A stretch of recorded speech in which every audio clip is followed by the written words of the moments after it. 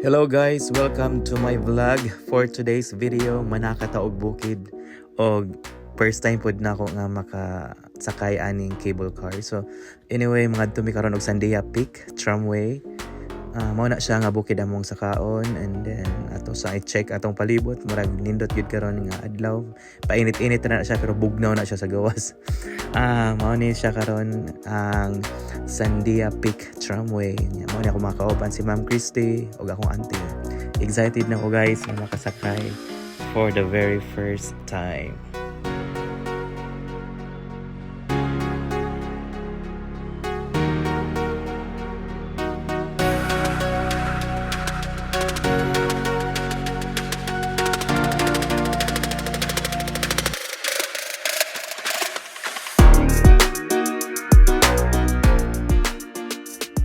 Mautuod na siya amo ang sakyan guys.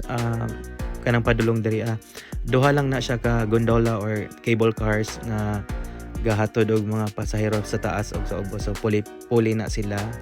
So mo na siya. Excited na ko nga makasakay for the very first time aning cable car.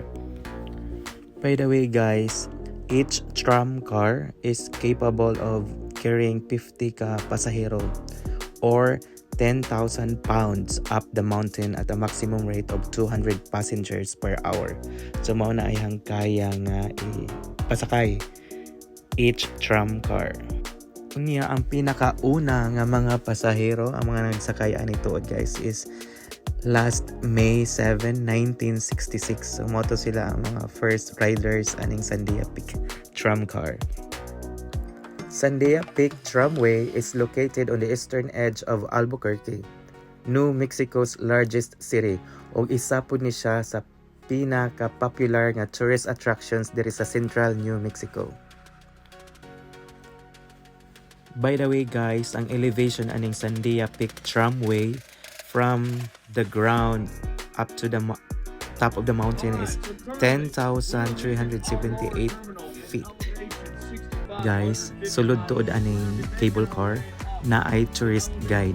So ang iyang trabaho is iyang gina-entertain ang mga passengers.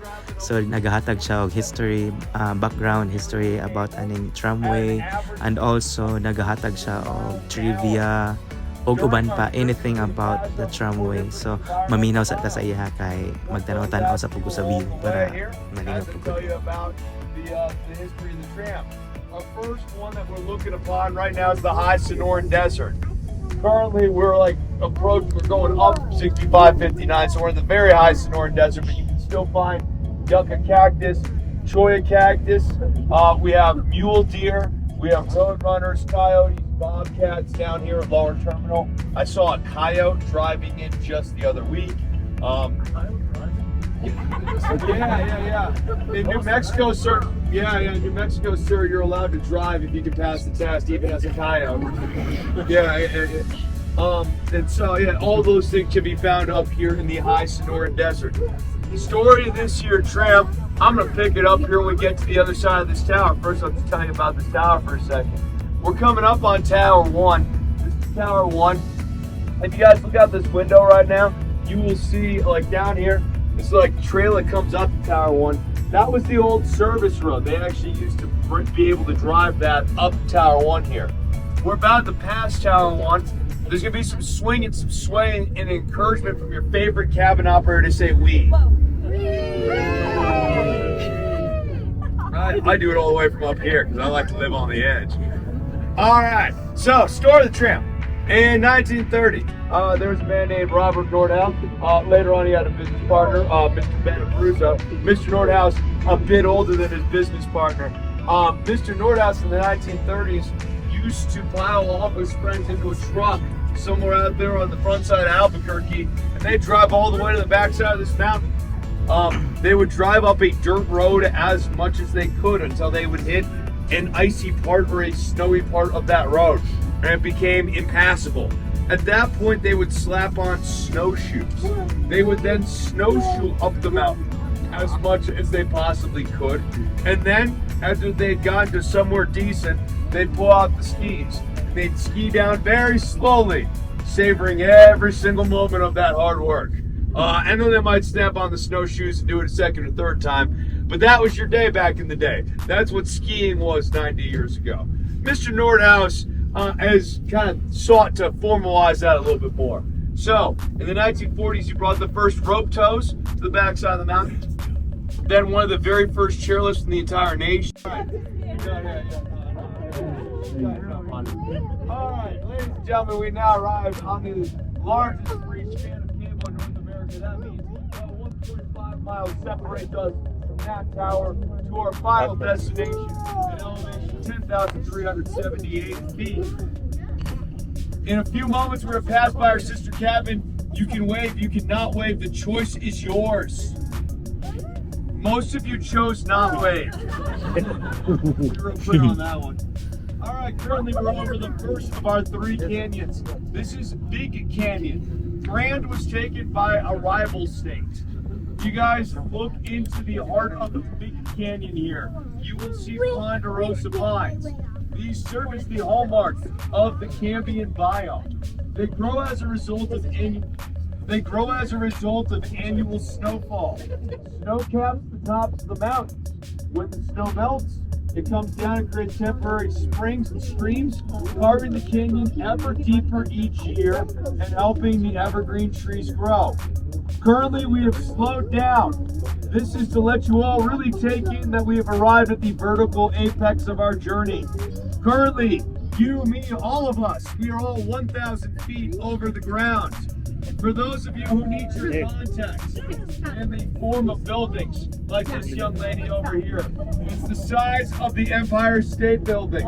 For those of you with a more international flair, it's the size of the Eiffel Tower in Paris, France. For those of you who prefer your context in the form of seconds, it was 7.8 of 100 feet tall.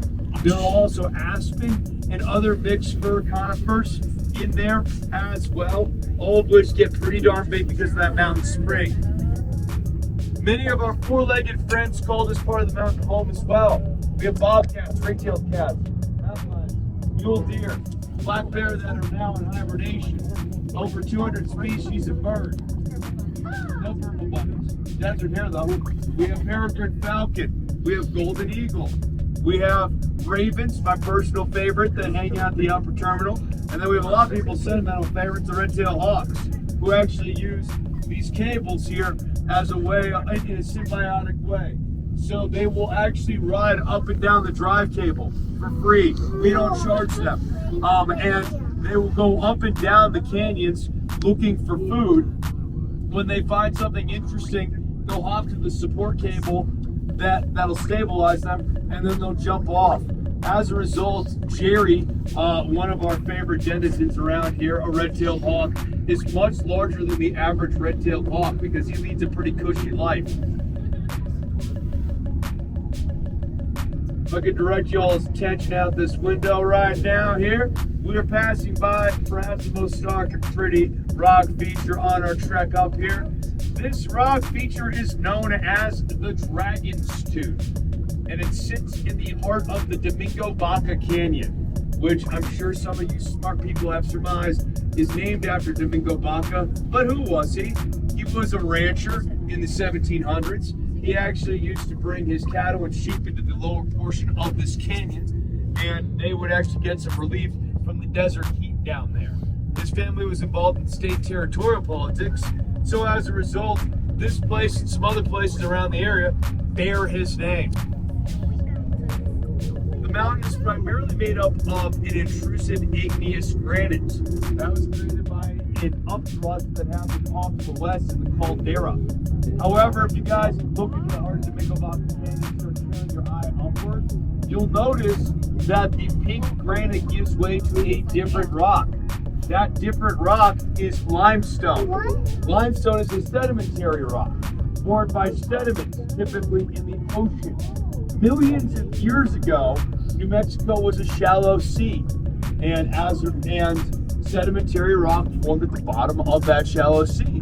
When the volcanic eruptions happened off to the west, it created a geologic event known as an upthrust, and that took the shallow New Mexican seabed and thrusted it up atop this granite.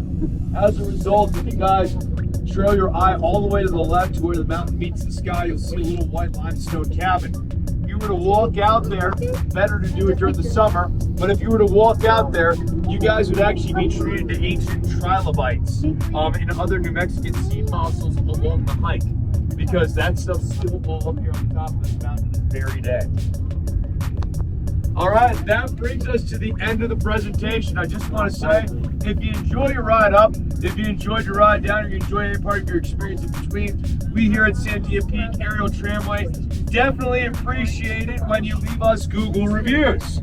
Additionally, we also appreciate it whenever you guys leave us a kind word or anything else down at Guest Services. If you have enjoyed your time with me, my name is Chris. If you have not enjoyed your time with me, sorry about that. My name is Ralphus. We're about to arrive into our fourth and final biome. You can see some limestone up close and personal now. This is the Hudsonian biome. Just want to mention to anyone in from out of town, to the top of the mountain, 17% less oxygen. Should you find yourself dazed, confused, bamboozled, flummoxed, perplexed, and I mean more so than usual, get yourself seated and situated. Hold on a second. Get yourself seated and situated and stabilized so that we can get you off of the mountain safely. I want to make sure everyone has a good time up here. Sit down. Do not try to walk it off. That's all I ask. Outside of that, once we arrive in the dock here, when this green light goes off, we're going to exit out of the cabin. I just ask that everybody walk entirely clear of the upper terminal. There'll be a couple of bumps as we arrive in the dock. I ask that you embrace them as you embrace the bumps in life. Yes, ma'am. Sir, thank you.